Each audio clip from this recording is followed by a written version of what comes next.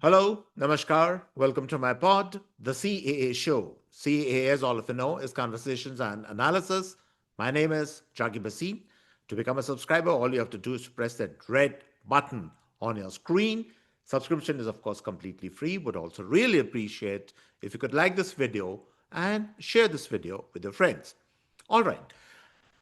All kinds of protests happen in Delhi. It's a very common feature because, after all, Delhi is the national capital of the country, and protests happen. They happen in Jantar Mantar. They happen in Ramlila Maidan. It's absolutely commonplace.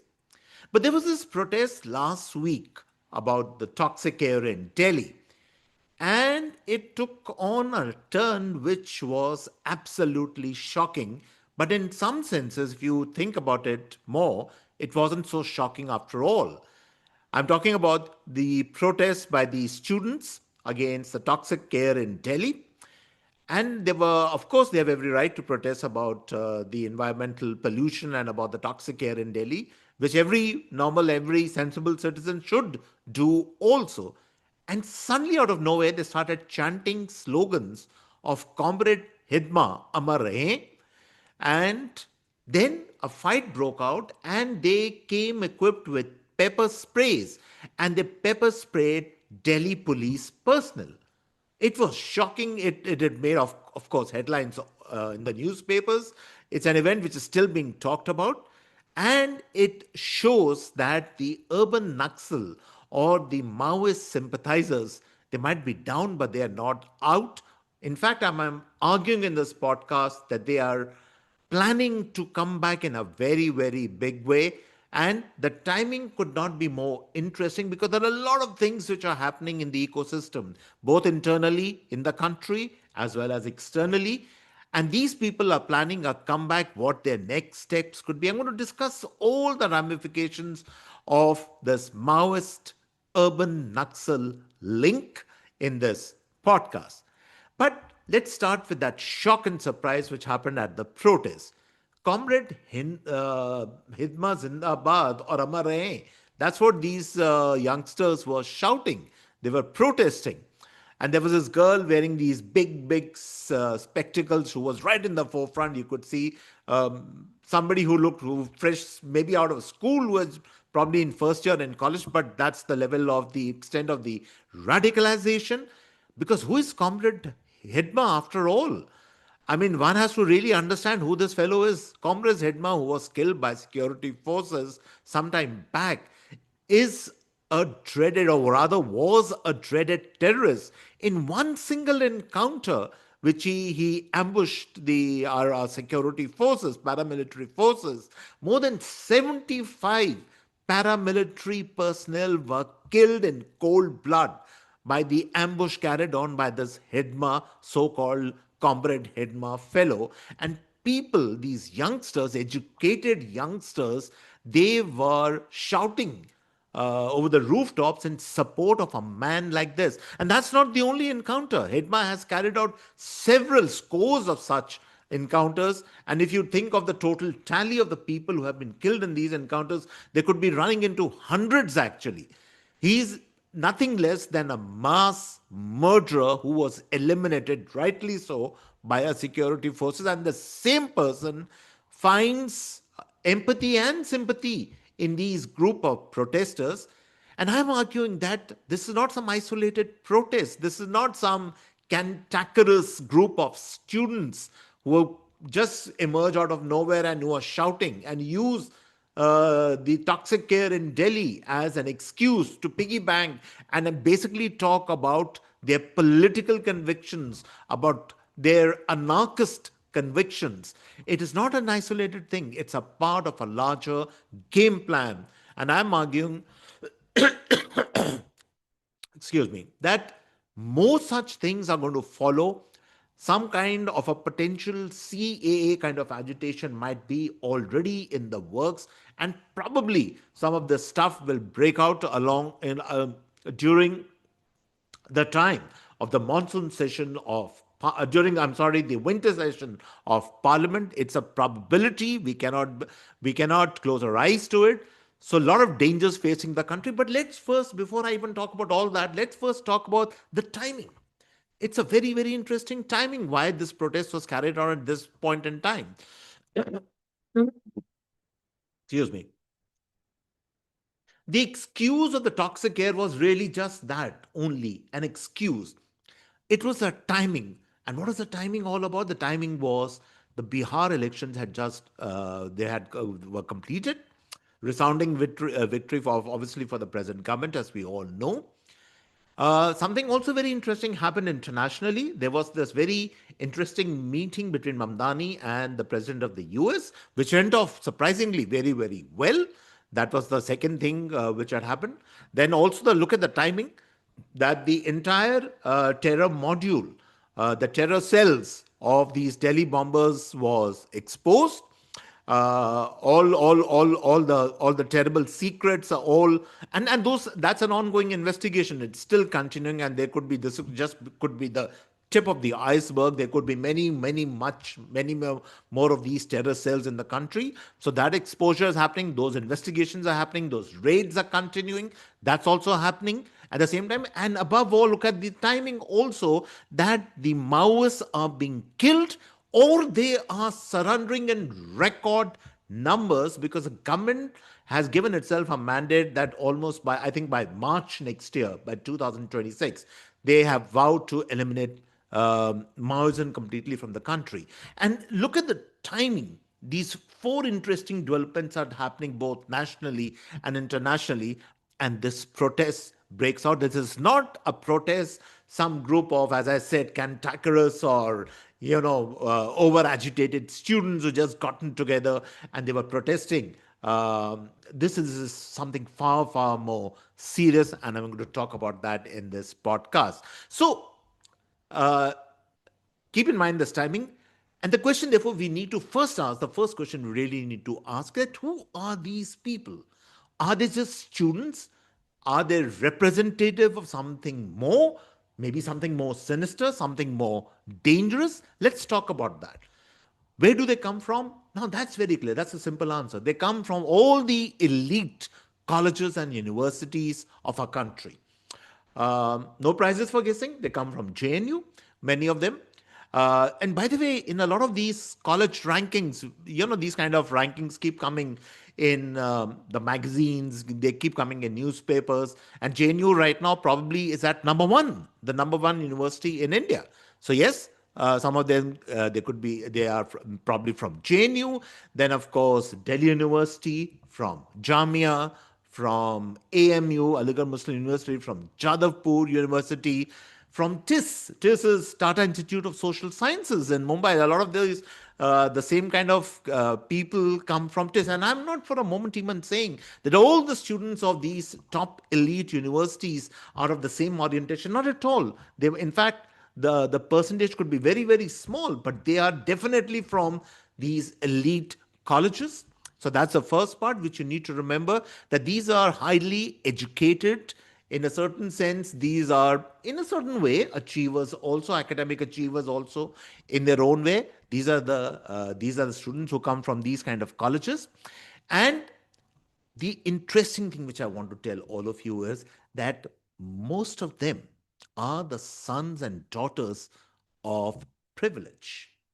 What is this privilege I'm talking about? Let me explain that in a little depth.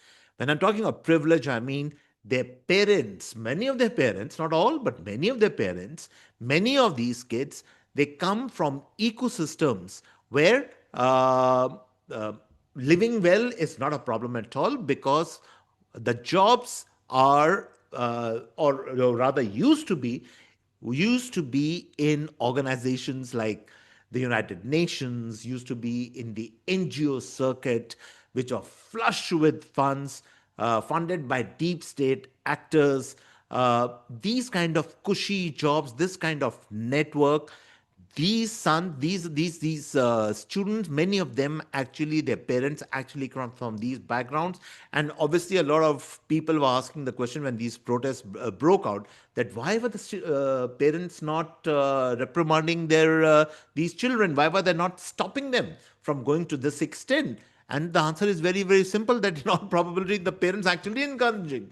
their kids really to go for these kind of protests, because they themselves come from this kind of a strata with an ecosystem which has thrived actually on this entire, as I call it, the NGO, UN, bleeding hearts kind of a system. And it is always flushed with funds, or rather, used to be flushed with a lot of money.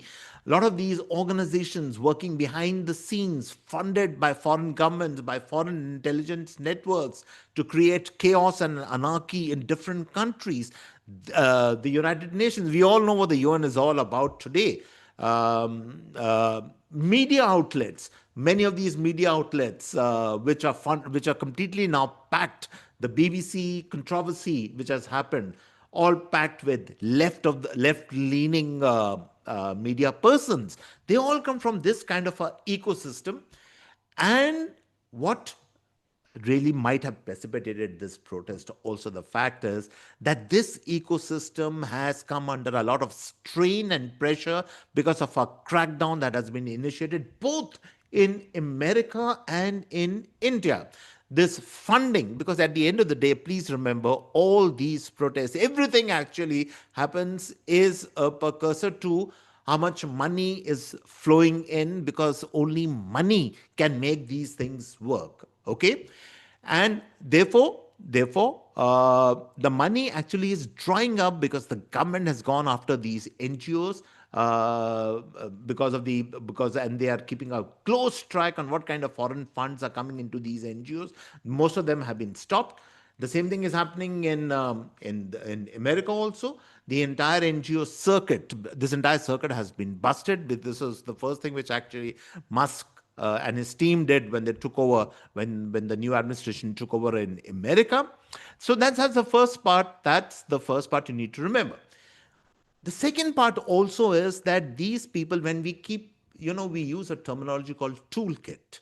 So yes, that is true. And these are the stupid tools of that toolkit. What is a tool really? Understand the definition of a tool. A tool is not the mastermind. A tool is not the person. A tool is an instrument in the hands of somebody else to enact a particular strategy, to realize a certain purpose. So these are the useful idiots of deep state actors who are pushed in the front. They are the cannon fodder who are pushed in the front. They are the face of these protests, the willing tools of this people who want to spread chaos and anarchy, or who want to achieve certain sinister political ends, economic ends, even military ends. These are the willing participants, and they're all now under the umbrella of the worldwide umbrella, both internal and external, of the worldwide umbrella of this nexus between far left and Islamism. Mark my words, the nexus between far left and Islamism, because there is a co-joining as it is happening of these two strains. These two strains have come together, and these are the toolkits pushed by the forces, the dark, sinister forces behind them, the deep state actors, the Soroses of the world. But there are lots, many, many more. Soros is just, of course, one name which keeps keeps coming out in the public domain. But there are many of these corporations, many of these foundations, many of these religious foundations, many of these deep state actors who want to enact regime changes in countries especially like India, which don't listen or don't follow their agendas. So these are the part of that. And this entire circuitry of these people, as I said, the jobs that they go in for, the employment which they get, and those are cushy jobs, they are paid very, very well, are usually, as I said, in the non-governmental organizational sector. And any excuse is good for the far left to piggyback upon, because that is the history of the left movement, both worldwide and especially in India. Because what has the left done? The left on its own cannot win too many seats in India. That is something, if you do not know, then you should know about this. So what does the left do? What did the left do during the time, for instance, of Indira Gandhi, the prime minister? They were the backroom advisors to Indira Gandhi. They were also the backroom advisors to when the UPA government was there, to who the person of the UPA, chairperson of the UPA at that time was. They were advising her all the time. So this is what the left does. They write piggy bank, to enact, to be in positions of power without actually coming out in the front. This is the strategy of the far radical left. It has always been like this. It will always be like this as we go forward. So this becomes extremely dangerous in that sense. And usually what really happens is that these people, they come in the domain, they are seen to be stirring up trouble, because they always somehow embed themselves in the domain of what loosely one can call public policy. That's the right terminology for them.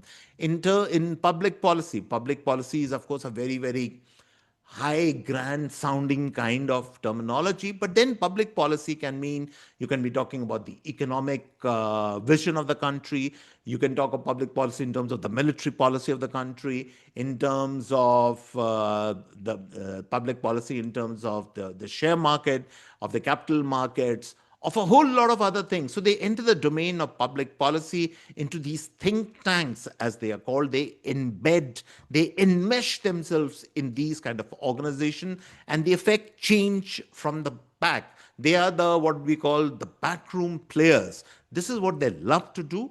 Very seldom, as I said, they would like to appear in the front. And this is a speciality of this entire group. So anybody who thinks that these are very, very pro-poor people, don't get taken in by the ragged kurtas or by the, the mop of unkept hair, or the big, big spectacle that these are intellectuals who have been, completely infuriated by civic apathy or by political wrongdoing, or all those other kinds of issues. That's not the case. That's just a facade.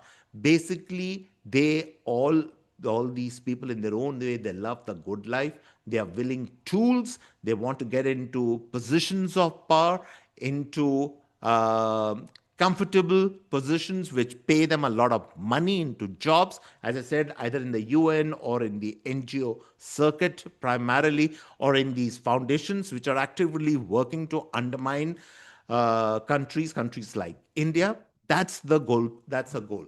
And therefore, as I said, the overall objective of this hard left is this. I refuse to believe, for instance, that these group of protesting students did not understand the implications of shouting full-throated their support for Comrade Hidma. They knew exactly who Hidma was. I refuse. These are educated youngsters, and therefore the culpability of these youngsters is very, very serious. Because if you know about who this Hidma, and then also you are supporting basically a dreaded terrorist. It's that kind of a thing which has been going on, and therefore we have to be very, very careful. But I told you in the beginning that what should be really careful about or watch out to for is what's going to happen next. What are the next targets of these people? And there are still lots of them. And though they might be down and out ostensibly because of the Bihar elections, because of the consolidation of power by the present regime in India, all that is fine. But as we have seen the busting of the terror cells, as we have seen this nexus between Islamism and the hard and the far left grow day by day. It's growing, it's not actually lessening.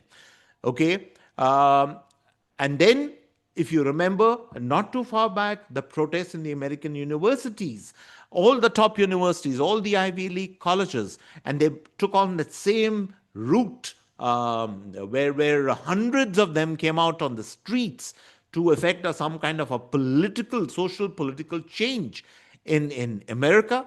That was and of course, and later the investigation showed that a lot of the money was flowing in from the Middle East, from the Gulf countries. These protests were backed, really. At the end of the day, it's all money and finance, which targets, which helps in targeting of these goals. And so, therefore, from our point of view, from the Indian point of view, what we really need to watch out for is that what I think this group has decided to do is that this was the first of the many protests which are going to come. They want to, of course, revive a CEA kind of agitation, but it might not just be one big CEA kind of agitation.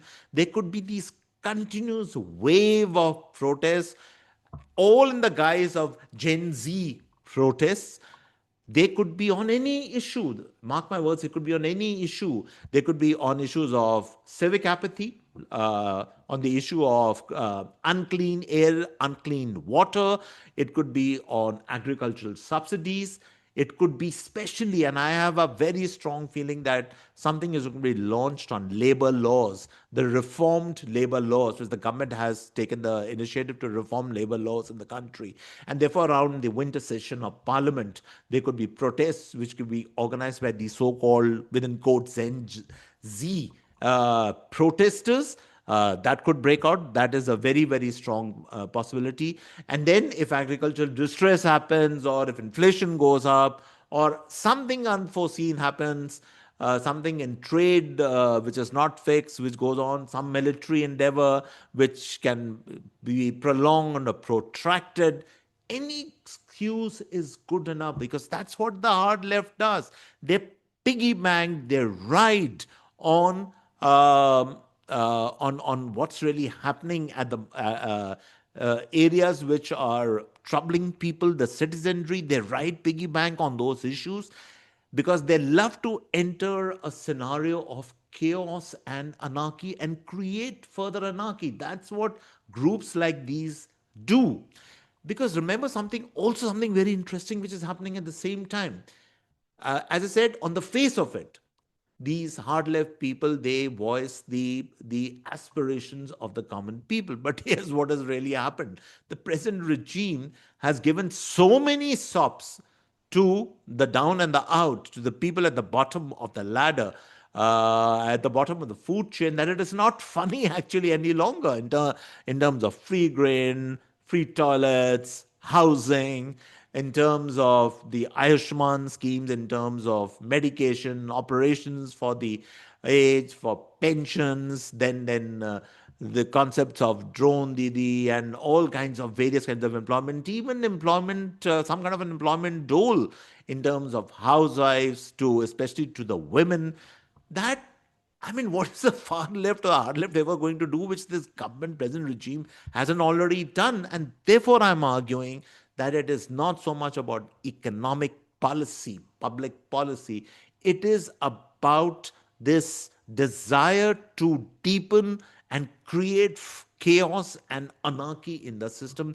That's the end goal, to make communities fight with each other, to raise issues of caste and religion. This is what the hard left today is going to do.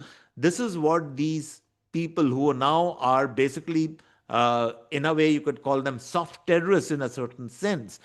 They might not have picked up the gun literally, but this is what they are really doing. They are encouraging that kind of behavior.